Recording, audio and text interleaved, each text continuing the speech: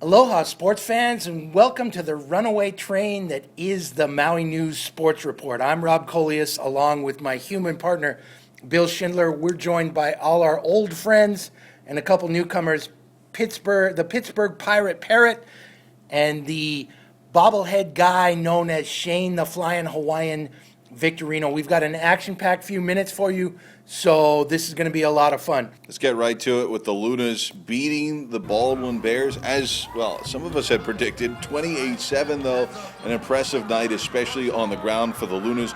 473 yards total on the ground, and Jarrett Rocha Islas 56 yards, I should say, leading the way with a touchdown, Robbie. And Bill, it really was an impressive outing. The Lunas only threw 4 passes. They ran the ball 65 times and 2 150-yard rushers. You mentioned Jared, also quarterback Makoa Faliki Tonga, 150 yards on the ground, and he really put a capper on things with a 43-yard touchdown jaunt to kind of put things out of reach.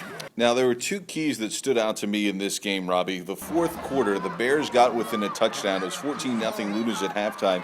But after that touchdown by the Bears, 4 plays, 63 yards, 68 seconds for the Lunas. They made it 21-7 with that score. It was a 43-yard run by Philly Kitanga to finish it off. And then also, there was that other key that I thought really was the nail in the coffin.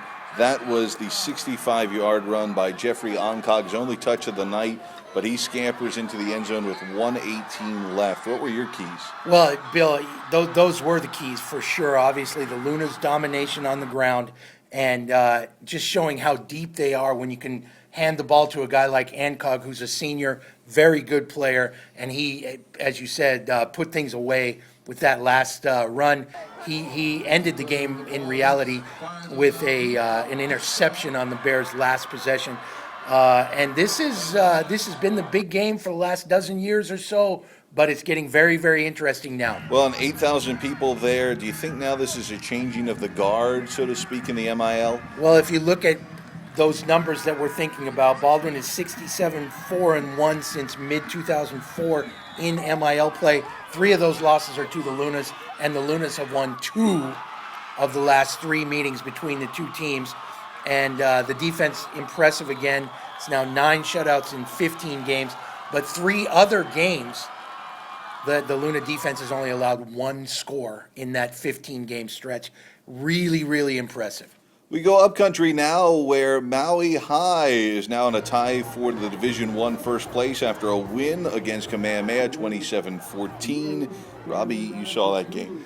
And Bill, new times for Maui High. They have not had a winning season in football since they went 7-3 in a 10-game MIL slate in 2003. Are they like the Pittsburgh Pirates this year? Do they get it? I think with needing 2 more wins, I think they do. This is a good team. Justin Carvalho stepped in for Tyson Takabayashi at quarterback. Tyson has an ankle sprain, and Carvalho stepped in 8 for 10 passing, a passing game that had been non-existent for the Sabres. And their running game was pretty good too. Onosai Emilio and Daniel Kelly, 150 yards combined on the ground. Okay, let's get to the standings right now. Baldwin and Maui High both tied 2-1 at the top of D1. Of course, Baldwin has that tiebreaker at the moment, though. And D2, the Lunas have wrapped up a first-round championship at 3-0. They have looked very good ahead of Kamehameha Maui, who is 1-3. And, of course, at the bottom right now, it is King Kekalike at 0-3. And looking forward to next weekend, Friday, Maui High will go up against the Lunas. And on Saturday, it'll be upcountry football with the Baldwin Bears traveling to play King Kekalike. Robbie, let's talk some volleyball. And, Bill, we've got a couple very close races in both Division I and Division II in the MIL. Seabury had a big victory over Molokai the other night. That's key Division II match. Hana's in the mix there as well. In Division I, King Kekalike beat Kamehameha, only the Warriors' second loss in 74 MIL matches. They both have a loss. Maui High only has 1 loss as well. A real 3-team race in Division I MIL volleyball. And Robbie, there was some interesting action for some MIL graduates as well. Yeah, Calais Adolfo continues an All-America type season for the University of Hawaii Wahine volleyball team, currently ranked 10th in the nation. In a 4-game win over Arizona, Calais had 14 kills, 5 blocks, and hit .458. And that's scorching, by the way, from a middle blocker position.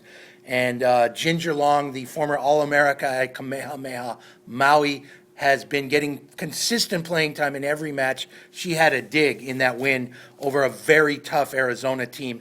Switching to the Lynx, Cassie Isagawa, former state champion for Baldwin, former junior PGA national champion, now playing for the Oregon Ducks.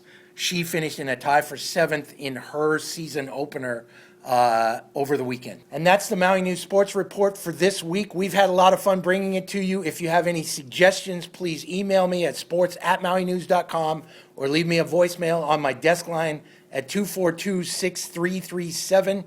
And we will see you on the internet. Aloha.